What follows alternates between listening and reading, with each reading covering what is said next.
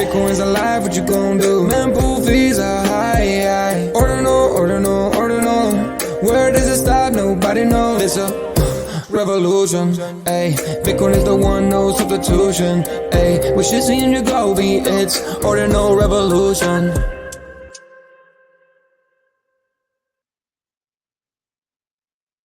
Welcome back to Ordinal Revolution. My name is Shizzy. On this channel, we cover the entire Bitcoin Ordinal ecosystem. What's up, guys? We have a special layer 2 or sidechain project they're building on Babylon. It's called pStake. We've been really interested in these guys since we really found them. We pride ourselves in the space to finding new projects super early, and this is one of those. So a big narrative on Bitcoin for this cycle, we believe, is going to be staking. Ethereum, that's one of their biggest markets over there with Lido and stuff like that. So they're kind of building that over here, which is going to be a little different because, you know, ETH is proof of stake. So that there is that mechanism that we don't have over here. So these teams are finding interesting ways of doing the staking and stuff. And I think pStake has a really good way of doing it. And we can't wait to dig into, see exactly what they're building and the team behind it, right? So without further ado, I'm bringing my partner here, as always, Mr. Yagobi. What's up, buddy? What's going on? What's going on? Looks like my picture's frozen a little bit. Can you see me okay? Yeah, you're good. You're good. Okay. So we got hit up by our guy over at Arch, boy Matt, and he was like, yo, these guys are pretty amazing. When you guys check these out. So we started looking into pStake, and what we found was pretty amazing, right? Yeah.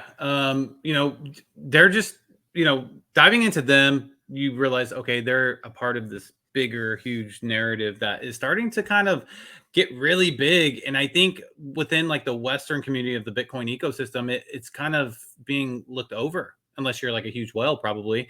But the interesting thing that Babylon has created is this big monster to create a proof of stake type of decentralization utilizing Bitcoin, which is the most secure chain and the most valuable digital asset, to validate these other chains. So they're creating an ecosystem. So this is exciting because it brings even more like utility to Bitcoin, more value to Bitcoin. And so I'm excited to really jump into pStake and see where they play their part in this overall big ecosystem.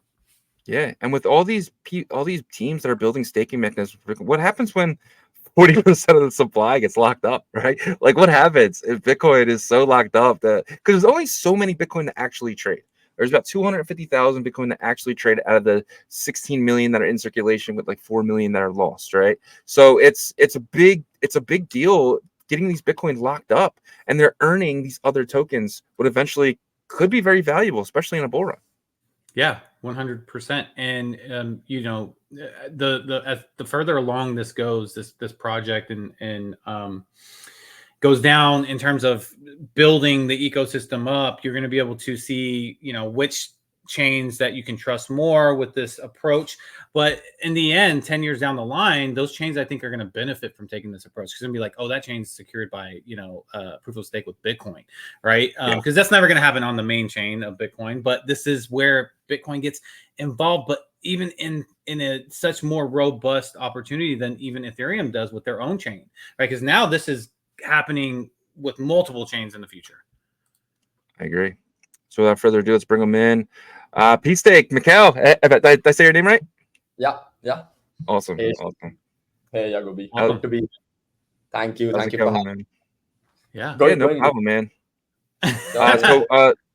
I think we're back and forth a little bit, but yeah. So Matt from Arch, I'm guessing you guys are friends with him. He reached out to us and he was like, "Go check his team out," and we started digging in you guys.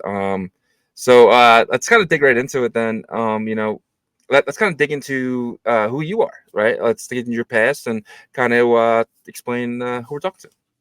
Yeah, absolutely. So I'm a normal human being who stumbled upon crypto through very similar means to a lot of people, which is, you know, just heard about Bitcoin. But actually, to be very honest, I'm here talking about, you know, Bitcoin and Bitcoin staking. But I got into the space excited to be building on Ethereum actually. So as I'm an engineer by background, I was doing my undergrad in India, and so I'm born and brought up in Mumbai, spent a lot of time outside a small, you know, town outside Mumbai, like a few kilometers, 25 kilometers outside Mumbai.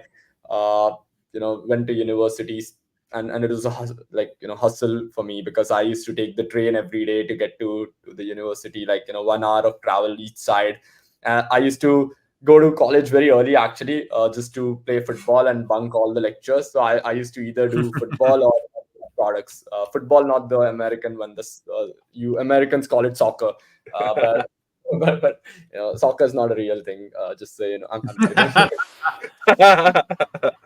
No. So yeah, I mean, I used to go and either do, like, play football, or look at products and look at what's interesting, or write some code. So stumbled upon crypto quite early on, and looked at Ethereum smart contracts. Got me really excited. I was looking to do something for my final year project, and didn't end up doing anything around crypto because my project mates were not very excited about it, but I really wanted to dig deeper. So 2019, right after I graduated, I left from Mumbai, went to Bangalore, where everything happens in tech, right? So that's where I found a lot more about crypto, learned a lot, attended some events, workshops, and got really excited about the whole possibility of automating things on smart contracts, and jumped right in, met my co-founder. He was a venture capitalist at the time. He was deploying capital into a bunch of projects within the Asian ecosystem. So his idea was he was working for this crypto arm of this traditional VC called Golden Gate Ventures. Golden Gate VC is a Singapore-based venture capital fund. They did this fund called Lunex. So he was the first employee there. He was deploying capital, and he was there just to scope out what the Indian ecosystem was looking like. And I was there just to learn more about the industry. He was quite bullish on Cosmos. I got into crypto full time right after that. 2020, we started building pStake, and that's been my journey. Obviously, over time, I've learned quite a bit about not just Ethereum, Cosmos, but the actual value of a financial asset, right? Like once you start maturing a little bit in your life, you realize, okay, the world is in a very shitty place today. We look at all these proxy wars and real wars happening today. It doesn't look so great. The macro does not look so great. If we are in for a really tough time in the future, what is one asset you would want to bet on? And that kind of brought us towards Bitcoin, and Bitcoin staking is as interesting as it gets. So that's a little bit about me. Awesome. Amen. So I'll kind of dig into like pStake a little bit. So what is pStake, and what is the background behind it? Obviously, you guys understand staking coming from Ethereum, but what are you actually doing over here with pStake? Yeah, so actually, maybe a little bit of background about pStake as well. We did not start doing liquid staking for Ethereum. Actually, we started with Atom liquid staking, Cosmos Hub. So when we started looking in, obviously, I was curious about Ethereum, but Tushar was not. He wanted to do something where you would have your own chain, build your own ecosystem, and that's kind of how we started on. Realized that is a much more difficult endeavor over time. But 2020, when Chorus One was leading this liquid staking research initiative that was commissioned by one of the core teams of Cosmos as a grant, and there were a bunch of teams that were involved. So P2P, us, and a few other teams. P2P went on to do Lido, which was liquid staking for Ethereum, 2020, and we went on to do liquid staking for Atom also in 2020. So we launched liquid staking for Atom in early 21. Obviously, it's a very small ecosystem. Cosmos, the market cap was as small as it gets, right? You're speaking about Bitcoin here, but an asset like Atom did not have enough demand at the time. So it was a more futuristic bet where you say, okay, there will be a lot of chains, each using the Cosmos tech stack, and then you can just plug the same liquid staking product into each of these. So we were very early into staking, because once you bet on Cosmos, 2019, there were two Cosmos chains, two POS chains. One was Cosmos, the other was Tezos. That's it. There were no other POS chains that were live. People are talking about the ETH merge and Ethereum becoming a POS chain, but that had become like a meme at the time, right? Everybody thought it's never going to happen. So we're early into staking, realized that there are limitations to staking, saw opportunity with liquid staking, bet on an asset and an ecosystem, Cosmos. Bet did not play out very well, but we learned a lot of things. And so 21, we raised our first round. We raised $10 million in seed funding, which was led by Sequoia Capital India, Three Arrows Capital, Galaxy Digital. We had other players like Defiance, Coinbase, Kraken, and a few other players in the round. We launched the product full-fledged. So we had the beta mainnet first. We had a full-fledged launch of the product. took the product to market, had decent traction, did a public sale on CoinList, raised another 10 mil. And then 2022, I think, on the very same day when Russia first bombed Ukraine, the war started, 24th Feb, that's when the token went live. So Oh, absolutely not the best day to launch a token, but obviously, it's a long-term play for us. So it doesn't really make that big of a difference over a long enough time period. Uh, our product was doing really well. We had about 50, 60 million TVL. Binance Labs came in, they made an investment, and then they wanted us to build, BNB liquid staking. We saw that as an opportunity. We started building BNB liquid staking. The Cosmos ecosystem collapsed with the collapse of Terra. That never really picked up. BNB liquid staking was doing decent until one of the other players in the BNB liquid staking game collapsed and took, there was a cascading effect for every other BTC, BNB LST at the time. So we've been doing liquid staking and staking for a bunch of different assets in short. And we have a lot of experience and expertise in that. What we haven't, we've made a lot of mistakes, man, like a lot of them.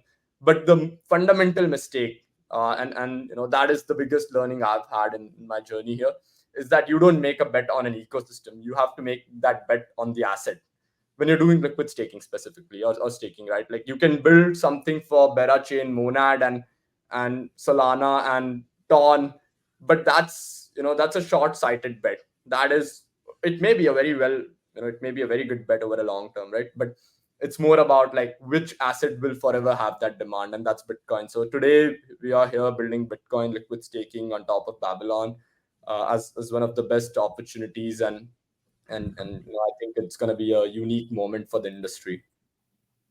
yeah, you gave me 100%. PTSD from that, bringing back all those days from 2022. But yeah, that's awesome. It makes a lot of sense, and I think a good builder would recognize that. Look, next time we do create a staking platform, let's go into something that has so much of a foundation that nothing can break it, and Bitcoin has proven that over and over again.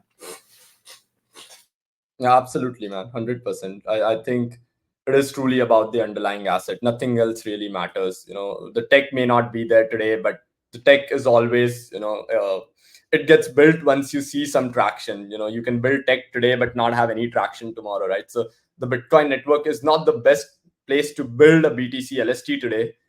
But once you start seeing there's enough demand for Bitcoin staking, the Bitcoin network will evolve into a place where it's the best place to build. 100%. So what exactly were you doing in 2022 and before then? And are you guys doing a full pivot now to Bitcoin? Yeah, absolutely, a full pivot to Bitcoin. So in 2022, like I said, we launched BNB liquid staking. We had the Cosmos product live still and doing decent, but there wasn't much inflow of capital.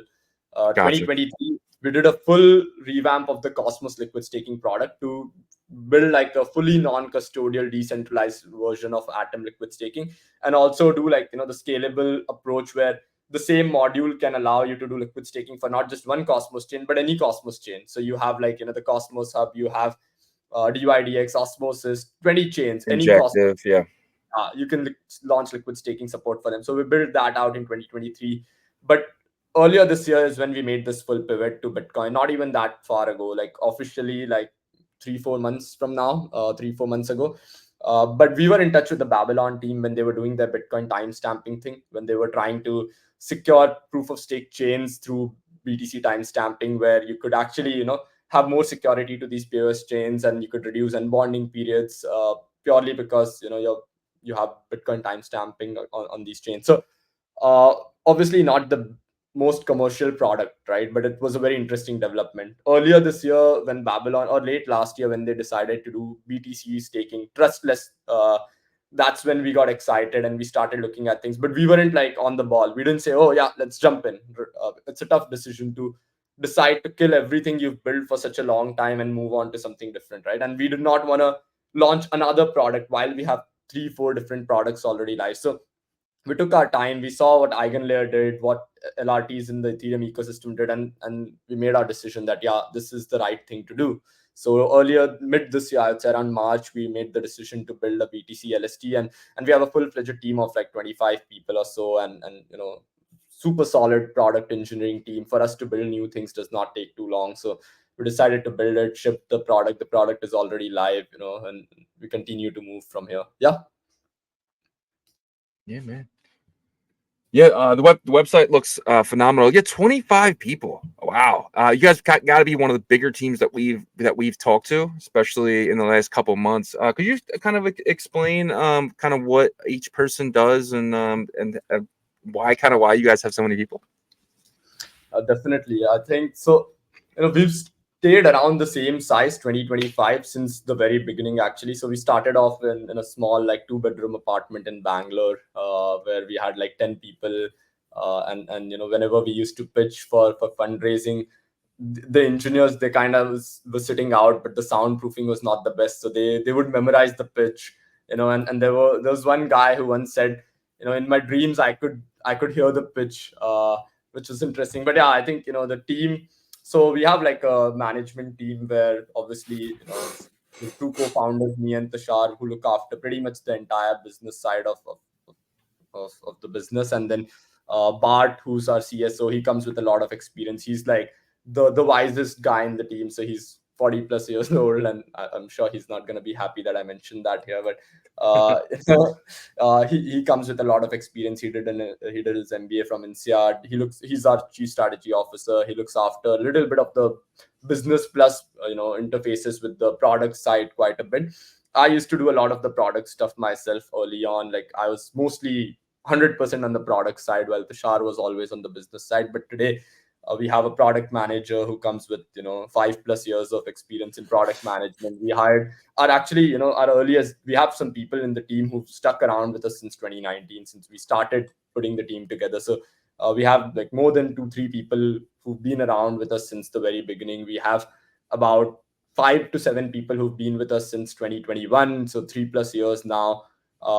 And most of these people are either engineers or on the marketing team. So earlier we had a much larger engineering team. So for example, our lead engineer Puneet, he's from IIT Bombay. It's the most difficult institute to get into for an engineer in India. There's about a few million people that apply, like more than 10 million if I'm not wrong, and barely a few thousand get in. So he's one of those guys. Our CTO was an ex-Amazon, ex-Figment guy, Mark from Spain. He comes with a lot of experience as well. Young, passionate, hungry guy. Is always writing code. So we kind of have this team of front-end devs as well. We have 2 front-end devs on our team who've been with the company for a lot of time as well. So and then the marketing side is what we've recently bolstered quite a bit, because we realized that throughout the bear market we shipped a lot of things, but we never really marketed it well. Like, we realized, okay, we are good at building products, but these products don't even matter because nobody hears about them. And we are also building in a smaller niche, right? So nobody gave a fuck about Cosmos, to be honest. But today we have a decently big marketing team of about 7-8 people. Something that is very unique to us, I would say, is like a finance, compliance, legal team, which not many people in this industry do. So we take a very legal, compliant approach. We have like a back office staff of sorts, where we have a finance person in Dubai, one in Singapore. We have a few people, a GC who was an ex-partner for a decently large law firm in Singapore. And yeah, so that's kind of like a mix of our team. So we have product teams, product plus engineering. We have a marketing team, and BD is mostly the founders plus Bart, who's our CSO, and then the back office of sorts, who look after the finance, accounts, books, and legal, compliance, all the paperwork stuff. Wow. I mean, it looks like you guys are, very well put together from like a formation type of standpoint. Appreciate you explaining that about your team. I want to get a little bit back to the concept of utilizing Bitcoin to be this proof of stake asset for a bunch of different networks and chains. Do you see that being contagious and growing rapidly, aggressively, or do you still see this as like it's still an experiment and we don't know how it's going to be? Very good question, man. I think so. Bitcoin staking, I think on the supply side will be fine. And when I say supply side, what I mean is there will be enough people who want to stake their Bitcoin to earn some yields, right? Because Bitcoin is same as gold, right? Negative carry asset, no inherent yield from the very beginning. For the first time, we are creating this concept of Bitcoin yields and on chain. Obviously, you could lend out your Bitcoin to a platform like Ledin, Mauricio, who's the CSO. They've done really well, right? So there are some products where you could do things to earn some yields on your Bitcoin, but there is no way for you to actually earn on-chain yields on Bitcoin today unless you wrap your Bitcoin into WBTC, which today I think you would not do, right? Given the recent news with WBTC. So there's no like trust minimized way to earn yields on your Bitcoin. That's why I think there's a lot of people who'll get excited about the idea of getting trustless Bitcoin yields or trust minimized Bitcoin yields. And we can talk about why I emphasize on the word trustless, because your Bitcoin remains in your wallet when you use a product like Babylon. What is the experimental bit is the demand side, where the yields come from. Are there enough players who are willing to provide those yields, right? So you talk about these different POS chains who could consume security from Bitcoin, but where do these chains provide those yields from?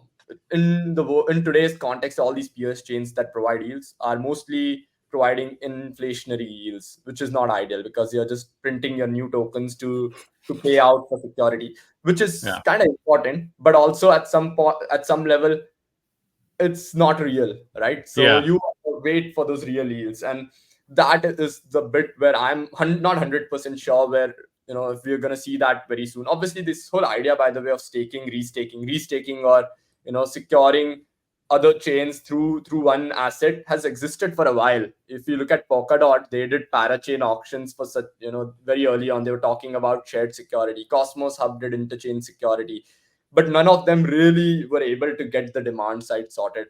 The interesting thing is those assets were not strong enough to create that demand. With Bitcoin, everybody wants to align with Bitcoin, right? So there's going to be a rush of chains that want to be Bitcoin aligned and thus will be willing to provide those yields. But I'm more curious to see if those yields are going to be sustainable over long enough time periods, and that's what I'm not 100% certain of. I don't know if you agree with that. I'm Yeah. not sure how you are. I mean, I can see what you're saying. The 2021 cycle, 2021 cycle kind of proved that the inflationary token model doesn't hold up well for bad economic times, right? And so where I think it could really do something well would be if the chain is actually paying the yields out in fees that they're earning from the dApps and whatever, like the chain cost is, right? So I think that's where a real yield could be created, and not necessarily paid out in their inflationary token, but paid out in what the people are paying them with, right? So I do think that utilizing Bitcoin as the most secure way to do proof of stake is going to be huge, though, because they'll figure out a way to do that. I think the Bitcoiners or the people that have stake in Bitcoin itself will, because we're getting more into TradFi, they're going to figure that out, because to them, that's a business model that can continue on for a very long time. But Babylon is definitely, taking that first big step out there. And so it's gonna be interesting. I think no matter what, people benefit from this in the beginning. We'll see how it plays out in, let's say, almost 2 years, a year and a half from now, because I think that's when people are going to start questioning things. I agree 100%. I think actually, I'm usually laughed at when I say these things. People actually laugh at me on my face when I say these things, but I still will say the same thing. I think it's not about BTC L2s, BTC side chains, or Cosmos chains, or 20 million other POS chains. It truly is about getting Bitcoin to secure the most valuable DeFi chains, which I say is Ethereum, Solana, maybe a few ones that really do well. And when I say, Bitcoin will potentially secure Ethereum in the next 5-10 years, people laugh at me because it's so much of difference in opinion, Politics. the Bitcoiners and the Ethereum stakeholders. But if Ethereum really wants to, today Ethereum DeFi is stuck. ETH is not moving as an asset. Obviously, I'm not here to give price predictions or financial advice, but ETH as an asset has not seen much demand yet. And ETH DeFi has been stuck to this point where it's not going to grow beyond this unless you see real world assets come into play. That is what Vitalik was talking about the other day. He tweeted about it saying, "Oh, I'm not so bullish on DeFi because it's all the same tokens, 20 tokens. So it's all downstream. How do you get real dollars into this DeFi ecosystem? And that, I think, you shouldn't be looking at real world assets for that today. You should be looking at Bitcoin, because there's so much of this Bitcoin sitting there and so many people's wallets not doing anything, not earning any yield. How do you make them, use those BTC tokens to secure these 20 million chains, but also to secure Ethereum itself, and bring these BTC LSTs into the Ethereum DeFi ecosystem to kind of bolster it, right? So that's one take that I have, and it may not be the smartest take, but I do feel optimistic about this over the next 5-10 years, I think. Yeah, man. All right, let's kind of dig into your platform real quick. I had to put my my VPN on because but I got a pStake, right? So this is your website. Your website is phenomenal looking, by the way. Your UI is beautiful. So I'll come here, right, and I can go stake Bitcoin. And I come in here, and again, it's beautiful. So it kind of break me down of exactly what I'm doing and what am I earning on this pStake. Absolutely. So once you connect your wallet, we provide some wallet options for you to connect. Although I would not recommend anybody using VPN to get through to the application. So once you connect your wallet, obviously you need to have some BTC in your wallet, and you should be transferring over some. So actually, before I tell you exactly how the platform works, I'm going to tell you what the risks are, so that you're aware of what you're doing. So in the world that we live in today, there is no way for us to deploy smart contracts in the Bitcoin network. And yeah, so this pop-up that you see, Shizzy, is a very important pop-up. I'll explain why this is important, because once you transfer over your BTC, which has some runes or inscriptions, you may lose it. And that's why we suggest people to use addresses which are fresh and only have Bitcoin that does not have any inscriptions, so that you don't lose it. Now, essentially what happens is, the first step is for you to get to Babylon. You can either go directly and stake with Babylon, but in that case you'd have to choose like from a list of finality providers, which is so complex, because these finality providers, you don't know who they are, or even if you do know who they are, you don't know if you're staking with the right one, because these finality providers, they run hardware, software, which may not be in the perfect shape. You don't know anything about it. But as somebody who's been doing it for a very long enough time, if you come through a liquid staking platform like pStake, we vet these finality providers. We check what they do, how they've been running their infrastructure, and we stake your assets on them. But if you stake with Babylon directly, your BTC is self-custodied. You are time locking it from within your wallet. You can access it at any point in time.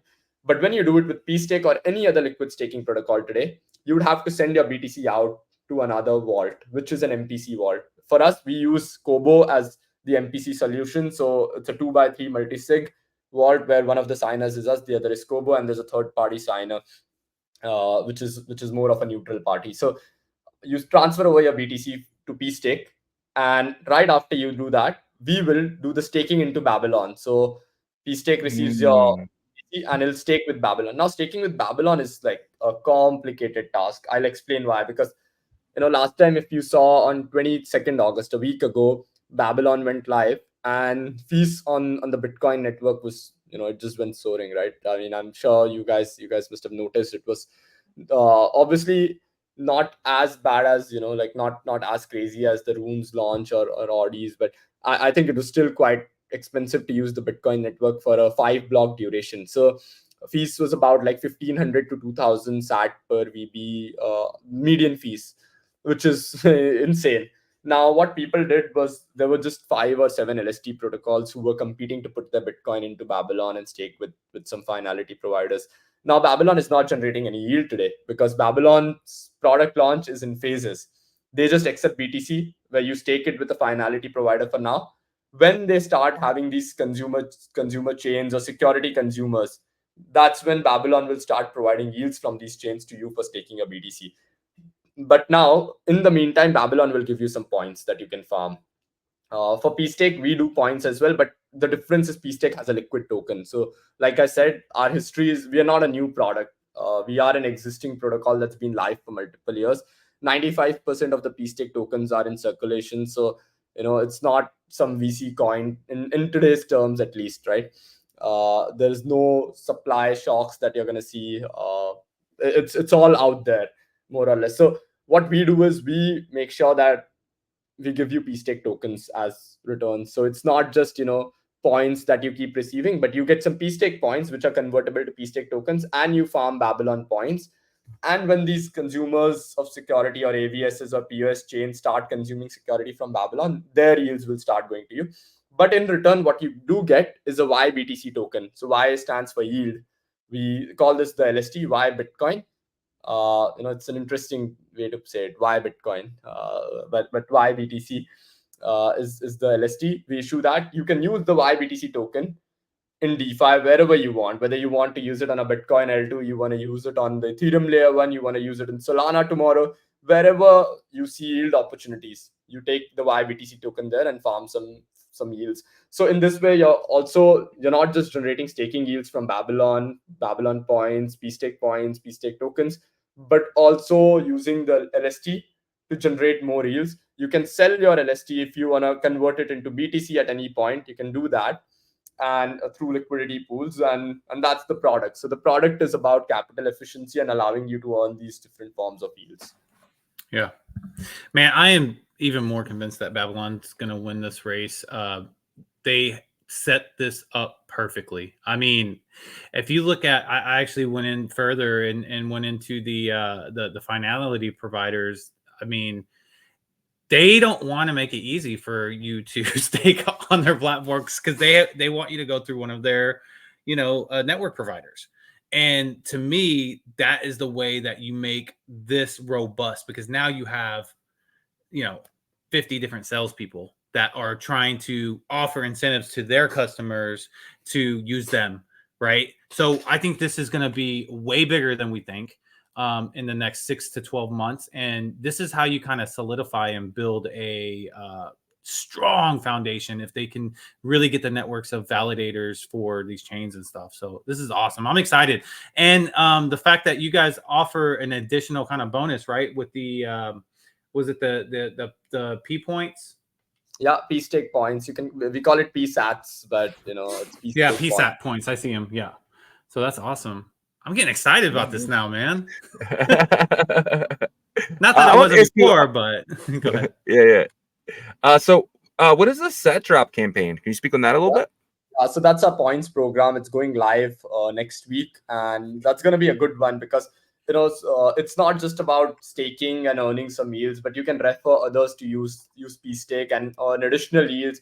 If you use the YBTC token in certain places to do certain things, you can earn additional yields. So how do we make it in a way where it's gamified enough for you to learn what you can do with YBTC and the pStake platform to farm the most amount of yields and get access to as much yields as possible? So Sat Drop is our points program that's going to go live next week, and it's going to be an interesting one. I think the docs for Sat Drop is already live, which is something I haven't read, but I think it's a good one. The team has put a lot of effort into this points program. We've seen a lot of points program come and go, which have been a little bit underwhelming for us. It's been more about how can we make it very transparent and people don't come just farm points over multiple months and not get anything in return. So that's kind of how we've thought about our points program, to make it transparent and give people real yields and not just real pStake tokens which are liquid and in the market, rather than just giving out points that do not accrue any value or are just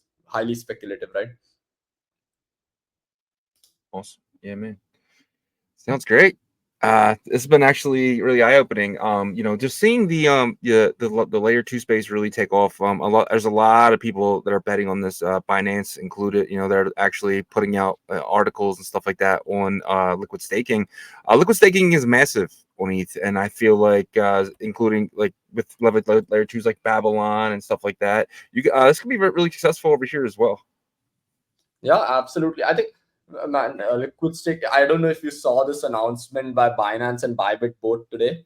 They're both launching Sol LSTs through Sanctum, which is nuts to me, right? Like, who would have thought Binance is gonna launch a Sol liquid stake token, or who would have thought Bybit is going to do that a few months ago, right? Nobody. So LSTs are kind of like, people have realized that instead of using the native asset, LSTs just are a better form of asset or capital, right? If you want to do something, if you're going to lend out your asset, might as well not miss out on the native staking yield at least. So I think what Babylon has the opportunity to do, if they play it out very well, which I think the team is capable of, they can actually become the native yield layer for Bitcoin. And that is as big as anything gets, right? If you can become the native yield layer, obviously it's not native yields. Nothing on the Bitcoin network is native yields. But if you can be comparable to native yield layer, like ETH has staking rewards, inflationary, non-inflationary token transaction fees on the network. If you can compare yourself to something like that, and you're the absolute default choice for yields, then Babylon becomes really big, and obviously pStake benefits with that, right? Um because we are one of the, like you said, Yagobi, we are one of the funnels for Babylon's BD. We go out there in the market to get BTC so that we can put it into Babylon, and there's not just one of us, but so many of us, right? So Yeah. the network effects of this is just insanely big.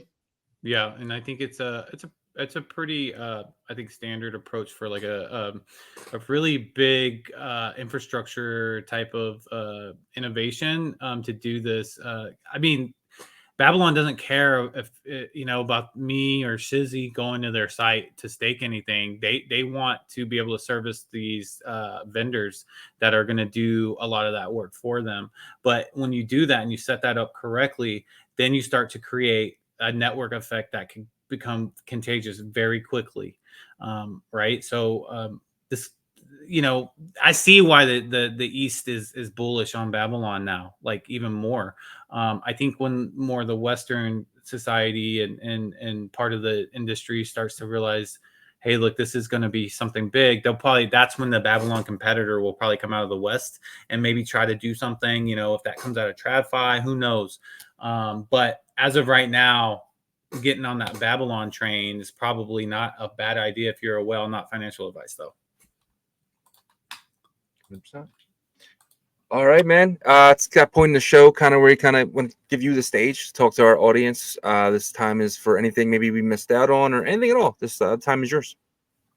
Yeah, when you first mentioned that I have to do this, I was thinking about it. I still don't know what to do here, but I think, historically speaking, uh, we've come to this point where crypto seems like, oh, there's no growth left here, right? DeFi is so boring today. We see everything coming and happening, and there's meme coin mania, whatever that is. I personally never got excited about meme coins, because while a lot of people make money, a lot of them lose money. So obviously that's how trading works, how capital markets work, but it's just so rigged, the meme coin mania. But here with DeFi, I actually believe in DeFi the most. I think that's the best use case that crypto and blockchains have had and will continue to have. Now, DeFi is at this point where it's not scaling anymore. And like I said, we have this unique opportunity to bring Bitcoin into DeFi. And for us, at least at pStake, what we want to do is we are not going to compete with a Coinbase BTC, right? We saw Binance, Coinbase saying they're going to launch CBBTC. Now, we cannot compete with that level of distribution today.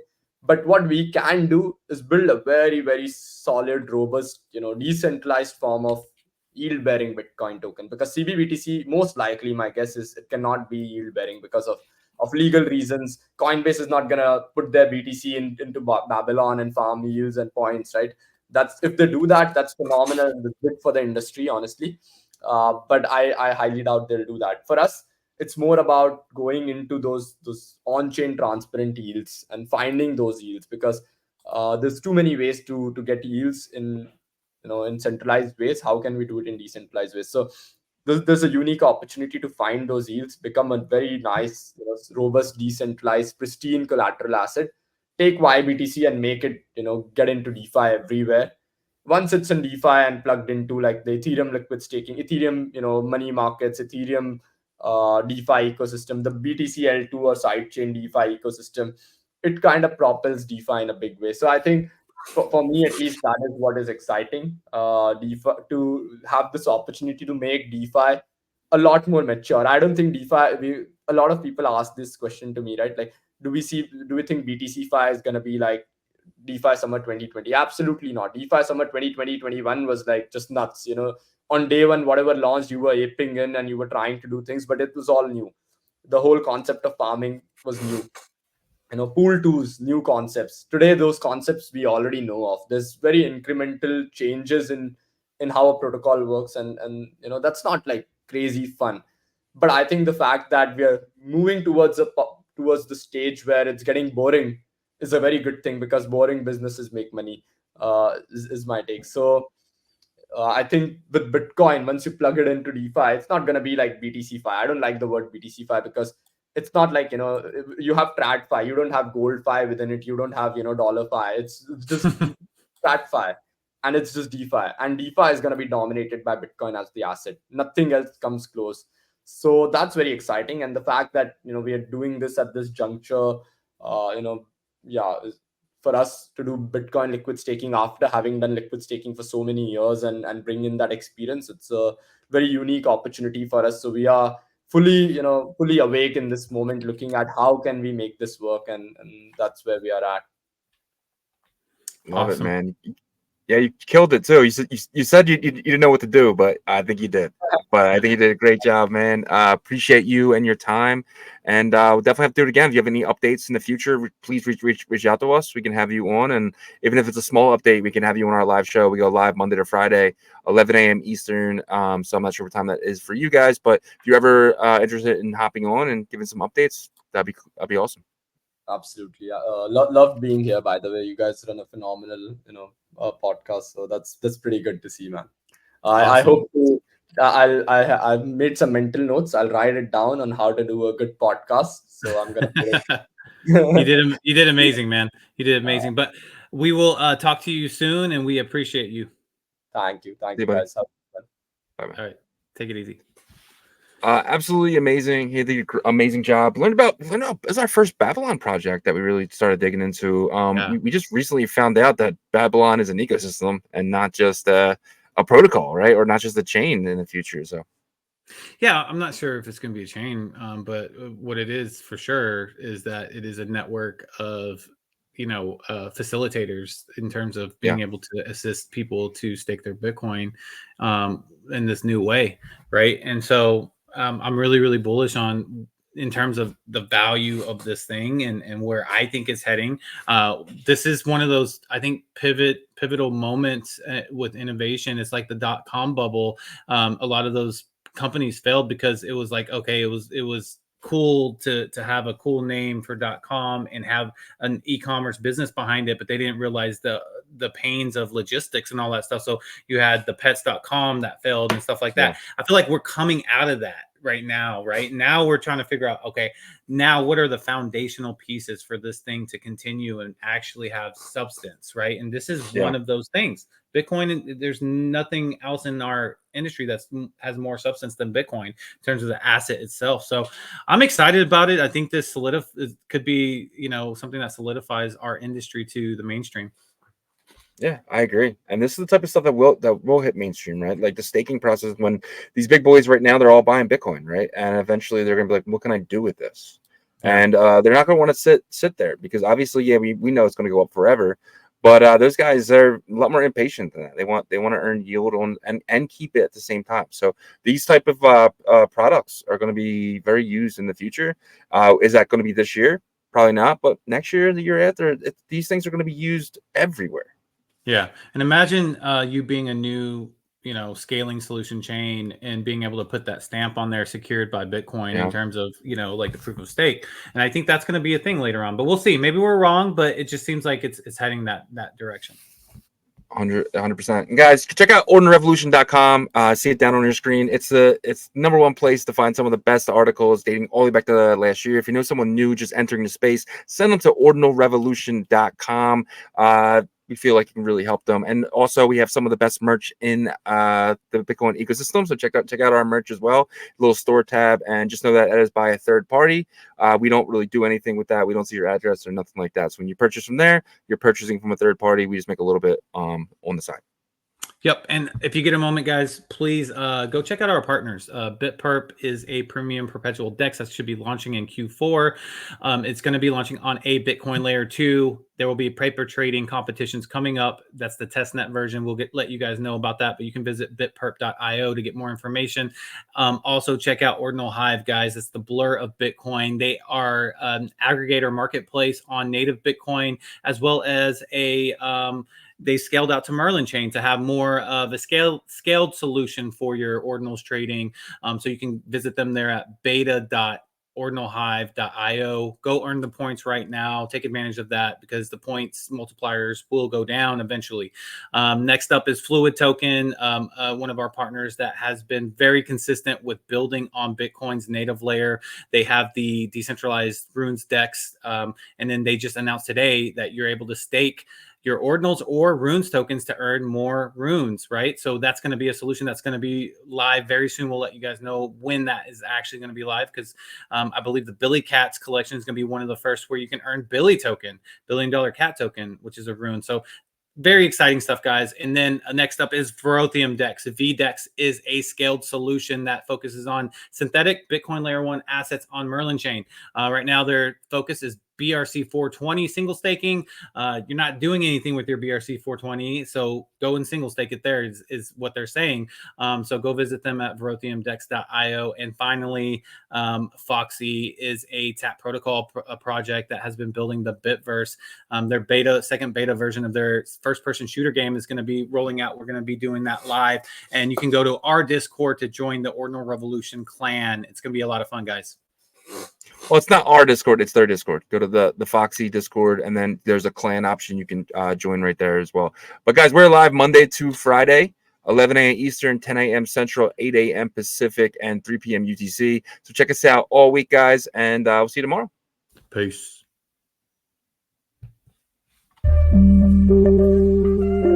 Ordinal Revolution. Let's go.